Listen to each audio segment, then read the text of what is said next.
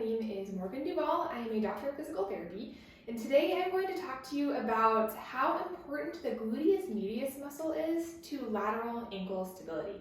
Now, in my practice, I see a lot of patients with foot and ankle problems, and one thing that I see consistently is that patients who have a history of chronic ankle sprains, like rolling their ankle out chronically, also have very weak gluteus medius musculature. Now, the gluteus medius is one of your glute muscles. You actually have 3 glute muscles on each side, max, medius, and minimus. And the gluteus medius is the muscle that attaches from your ilium, that's part of your pelvis right here, to your femur bone. So the action of the gluteus medius is actually mainly abduction, which is taking your leg out to the side like this. More importantly, another action of the gluteus medius is stabilizing the hip during weight bearing and walking. So if I didn't have a gluteus medius, what would happen every time I took a step is my hip would kind of pop out like this, right? Because the action of this muscle when it engages is to stabilize the hip and keep me standing upright without that hip dropping out, right? Because remember, it attaches from the pelvis to the femur, so when that muscle contracts, it pulls everything together, okay? Now think about this. If you have a weak gluteus medius muscle and every time you take a step, your hip drops out to the side like this, right? What's gonna happen is your body reflexively is going to want to lean over to the side because this is your body's way of taking the load off of the gluteus medius. So every step, your body's gonna wanna lean this way, right, to take the load off of that muscle.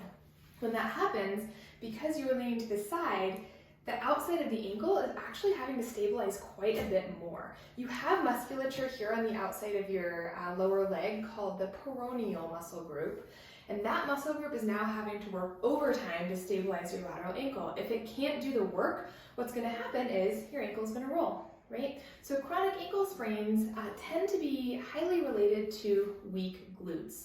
I highly recommend to all of my patients that they strengthen their glute med, and I have lots of other videos on this channel that you can go look at for glute strengthening.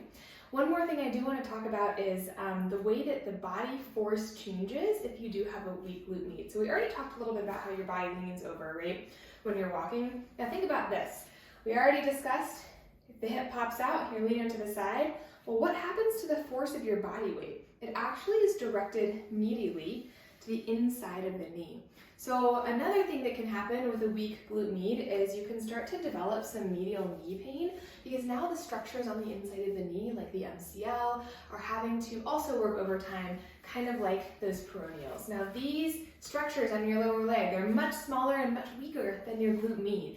So a great way to prevent future ankle sprains is to really strengthen that glute med, make sure it's stabilizing you with every step, so that you can avoid chronic ankle sprains and you can keep your peroneals, your medial knee structures out of the equation.